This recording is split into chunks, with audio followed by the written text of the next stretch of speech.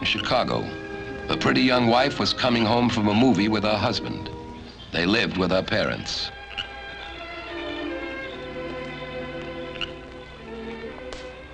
Ooh, it's hot. I'm going to take off my coat.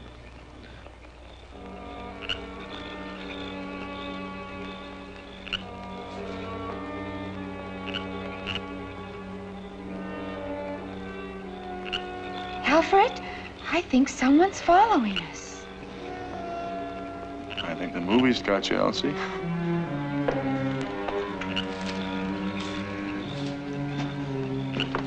You go in.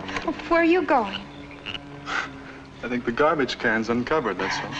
Hey, what are you so jittery about? I'm scared. Look, I'll be in before you get the inside door open. All right? Scoot.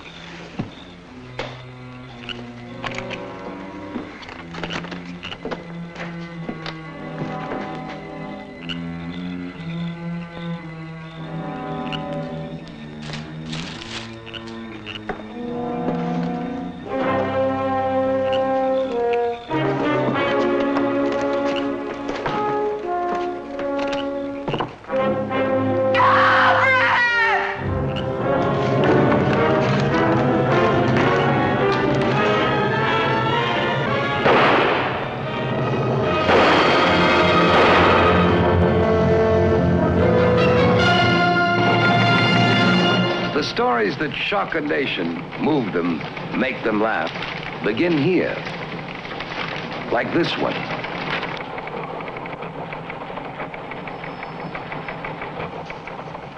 I'm Paul Stewart.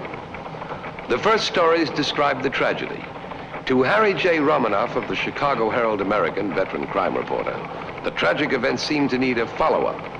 Harry Romanoff's follow-up of the double shooting burst over Chicago like a Roman candle. They're ready. They're rolling. The presses are rolling on Deadline.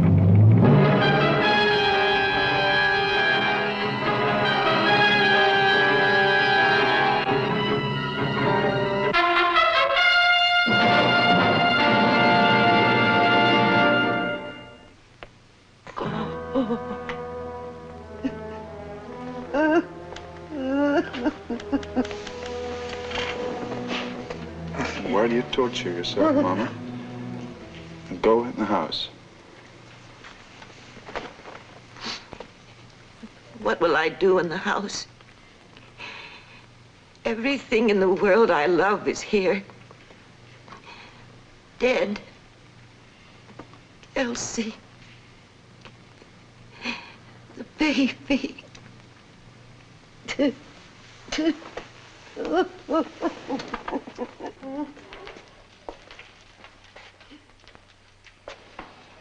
I didn't know that. Well, we just found out a short time ago that the baby was supposed to come in January.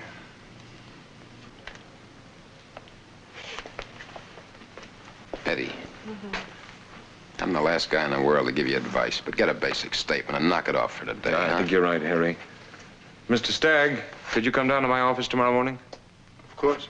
Just one more question for now, then you try and get some sleep. Oh, why don't you go on in, ma'am? Mama. Now, please do what the officer says.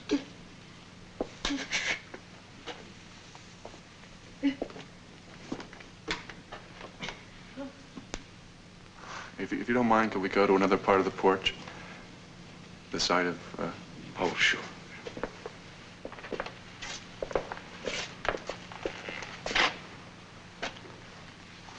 Oh, this is Mr. Romanoff. He's a friend of mine. He works for the Herald-American. Now, tell us what happened. I heard her screaming, and I ran on the porch, and he had a gun out, and he was going at her. And I just went red, and I grabbed him, and the gun went off, and Elsie fell down on the floor. Then I had the gun. I just took it from him. I don't know.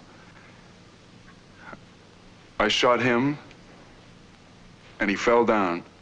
You, work at the butcher shop, don't you, on Decatur Street? Yeah, it's Mama's stores. Elsie's mother. Since Papa died, I run it for her. What should I do? Take it easy, fella. Go in the house and talk to your mother-in-law. Try and get some sleep.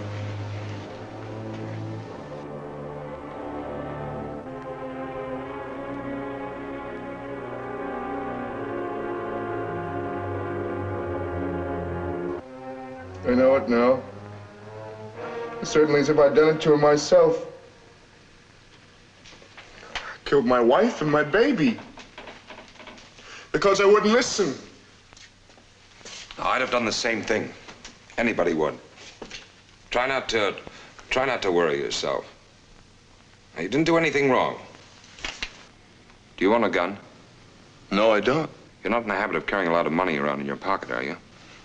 No. Well, the only time, Friday, I go to the bank. That's the only time. Well, how much money did you have in your pocket last night? Just change from the 10, that's all. That's what you bought the tickets with, wasn't it? That's right. You see, he may have seen you and waited for you to come out. Yes, I guess that's possible.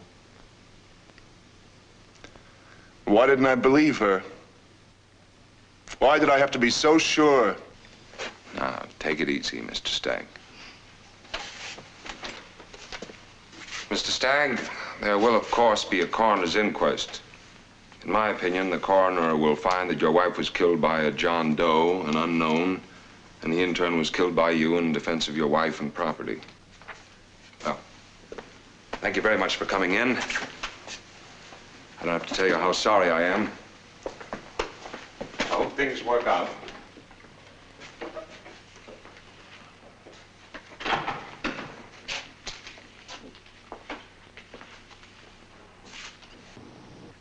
You know those contests they run? You look at the picture and it seems all right, but there is something wrong. You gotta look hard to find out. Well, I got no taste for riddles. All right, we got John Doe was with the Robinson Circus, what, 9 years ago? His last known address was a Lions Flop House. And this.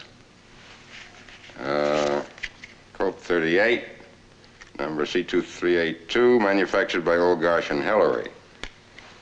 What's wrong with this picture? I know you told me you got no taste for a riddle. That's just what you got, Lieutenant. That's exactly what you got.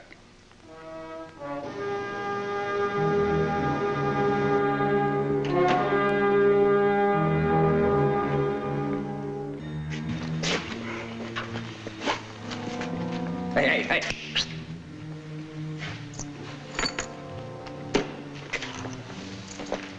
So, I looked at your picture. What happens now? I asked you a question. I didn't hear you. Tell me what I'm buying. I'll tell you how much I'm willing to pay. You got it wrong, mister. You're calling me, so you show me your cards first.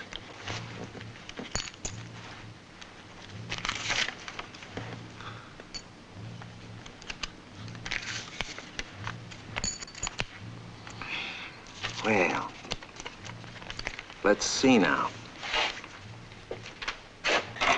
The name he give me don't matter, because that wasn't his real name anyway, I know that. He called himself Peters. Something like that.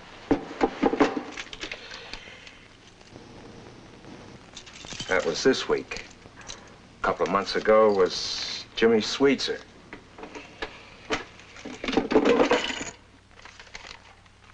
Anyhow, as I know of, he's been skidding for the past 9 years.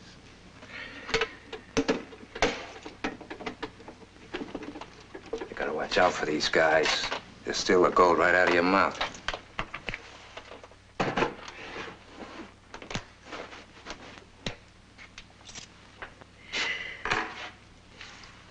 Now, I seen that story in the papers. And I'm telling you, Peters never stuck up anybody. Couldn't do it. Why not? Lost his nerve over 10 years ago. Wouldn't have the guts. The biggest laugh of all is right in that story that you wrote. Peters never had a gun. Not a Colt 38 like that one. You know what that gun's worth, mister? 4 quarts. If Peters ever had his hands on a gun like that, he'd have been out for a week solid. First mistake in the puzzle. Huh? I think just a private joke between me and a lieutenant at headquarters. Alfred, if it's a little over a pound, that's all right, too.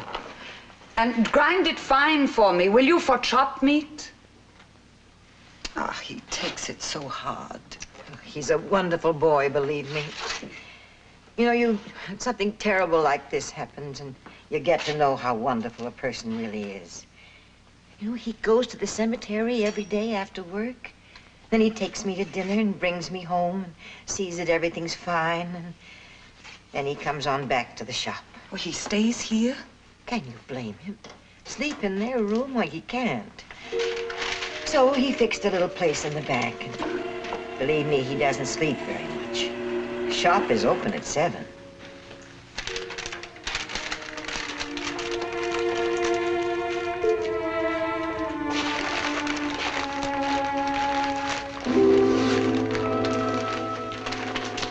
Put a few bones into the dog, Mrs. Nielsen. Oh, thank you, Alfred. Oh, the special is still on. It's still 61 cents? Yes, Mrs. Nielsen. Thank you. Good day. Mama, I think it's time to close up. You go on home.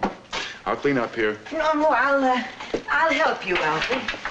No, I'd like to be by myself. Just for a little while. You go home, get dressed, and I'll pick you up. All right, I thought maybe tonight you'd like a Chinese restaurant. Change would do you good. You too, Alfred. I know. Pick you up in an hour.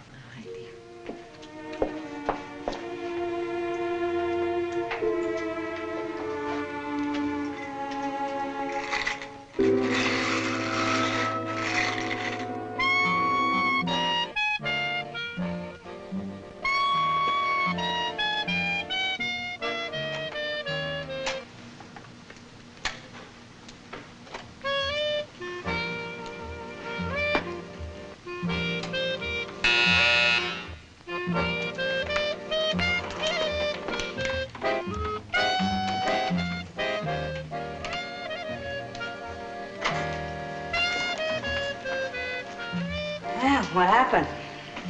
Where you been? You know I ain't seen you since last... Not a word, nothing. No questions. No talk. Just come here.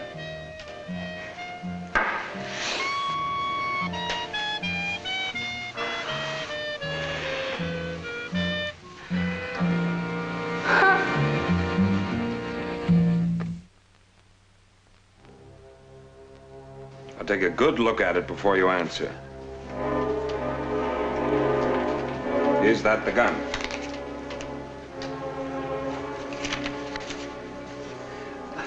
Could you tell me that number again? It's right in front of you. Look at it.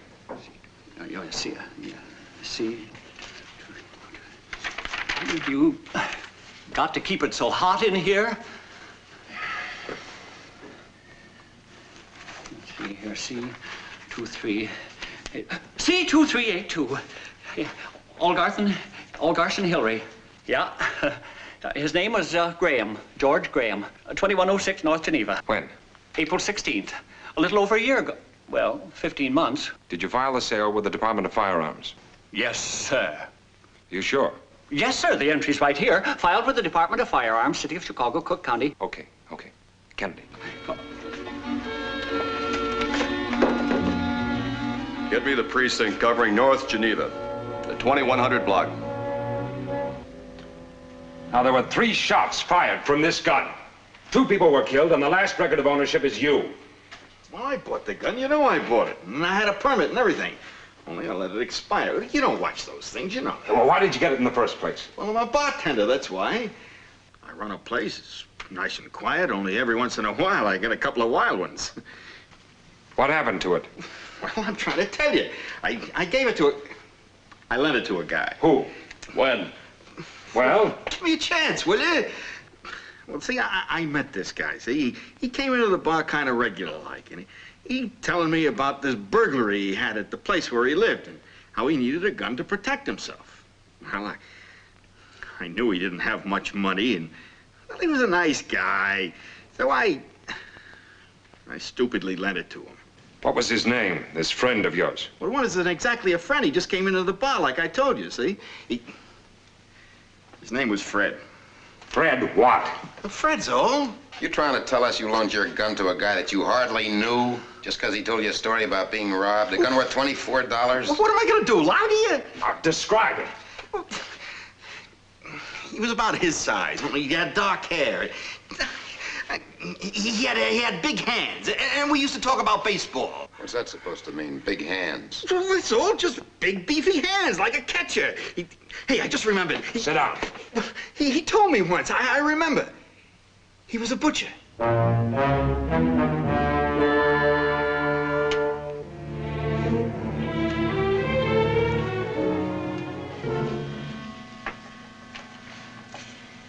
Well, what's it all about? More questions? What for? Oh, hasn't he got enough trouble? I don't know, Mrs. Ryder. They're going to talk to him. Well, what's there to talk about? She's dead. Is talking gonna bring her back? You go back to the house, Mama. I'll see you as soon as it's finished. You coming? No, I'll stick around. Well, go. There's nothing here for you.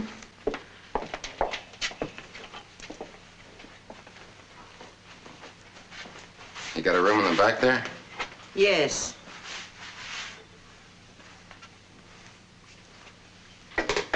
Mrs. Ryder, the last person who had the gun that killed your daughter was Alfred. What are you talking about? It was his gun, Mrs. Ryder. The bum had the gun. How could it be Alfred's? The bartender who owned the gun loaned it to Alfred. The police traced it. He doesn't know any bartenders. The bartender said that he loaned Alfred the gun because he was held up once and needed it for protection. Yeah, take a look at his room.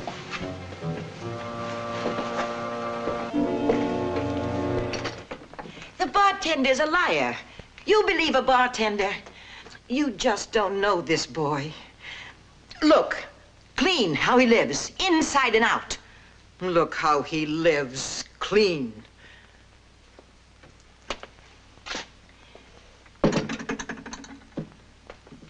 Well, open it. Go on, open it. Alfred is hiding nothing.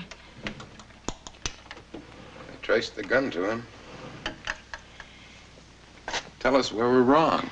They loved each other, these two. She went with one boy, Alfred, no other. And he never chased girls, he never drank. I understand.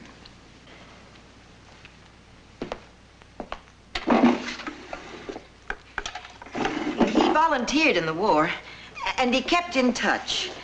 Every week a letter about how much he loved her and how they were going to get married as soon as he came back.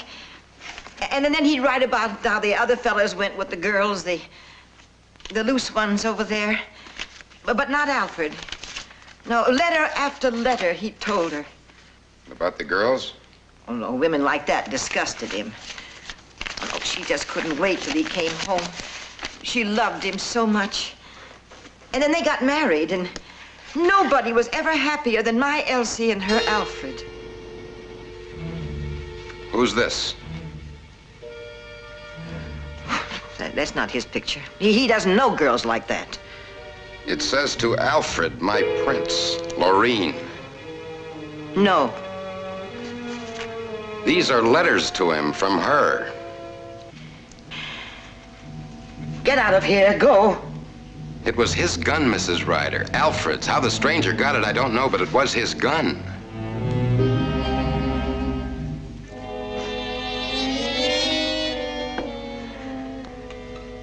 Finest husband in the world. And she worshiped the ground he walked on.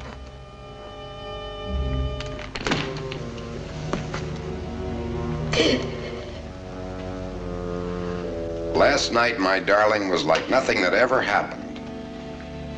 All right. I wrote it. I told you I wrote it. Do you have to read it? Don't go snotty on us, sister, or I'll throw the book at you. You speak civilly and answer what you're asked. Now, make your statement. I wrote him letters like that because that's what he wanted to hear. Because he paid the rent. And a lot of other things.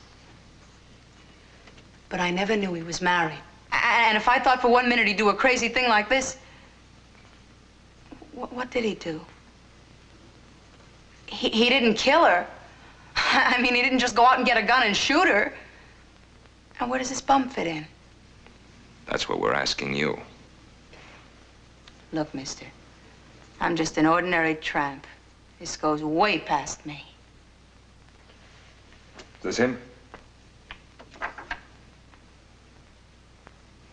Yeah. That's the prince. Well, Prince, you were trapped, weren't you? But you had to do what was right. Marry Elsie. When all along what you really wanted was something else. What was right? What you wanted was what you got a taste of overseas. The loose women. The kind you said disgusted you. And there were a lot of them, weren't there, Alfred? A whole bunch, up to and including Laureen. I only did what was right all my life. When you knew the baby was coming, then you knew you were really trapped. You knew you'd never get out then. You couldn't stand that. So, you killed her. Listen to me. I'll tell you the truth. Elsie always wanted me to be something, a big shot, a hero, successful, all that. Well, I never was. In the Army, I was a nobody. Back here, I was a butcher. So, I wanted to show her that I was a hero. Make her proud of me.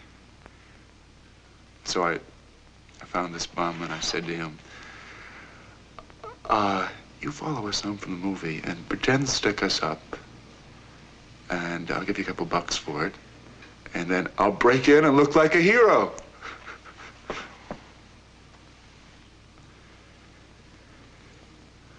Well, on the porch, the bum didn't act like he was supposed to. He tried to stick us up, actually. I saw red. I went for him. I stopped him. I was a real hero.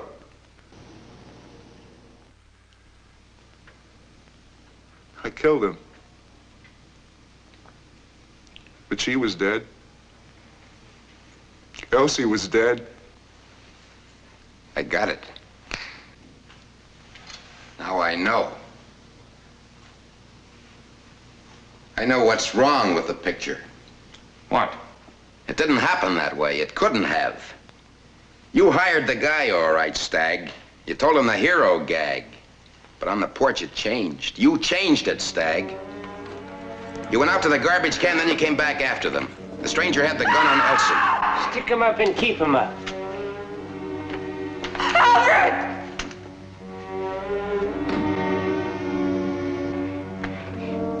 You win, mister. I surrender.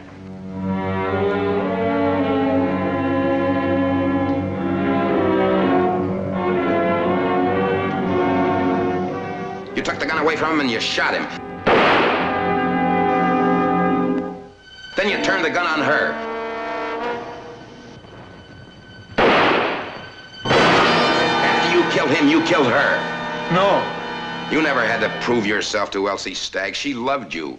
She worshipped the ground you walked on. She never wanted you to be a hero. She loved you the way you were. No, I swear it on my life. But you couldn't stand that because she was a nice girl. And you needed a Lorraine. That's why you figured out this business with a stranger. I must be crazy. I must be. No, you're not crazy, Stagg. You planned it, every second of it, every detail of it.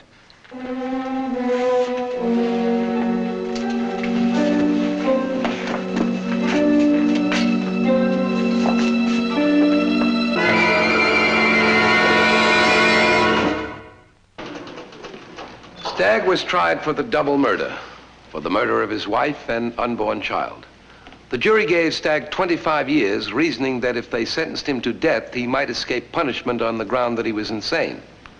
On the charge of murdering the stranger, Stagg was found guilty of murder in the first degree and executed. In helping end the Stagg case, Harry Romanoff broke one of the most fantastic murders of our time, one that now stands in the records a lurid classic, written to deadline.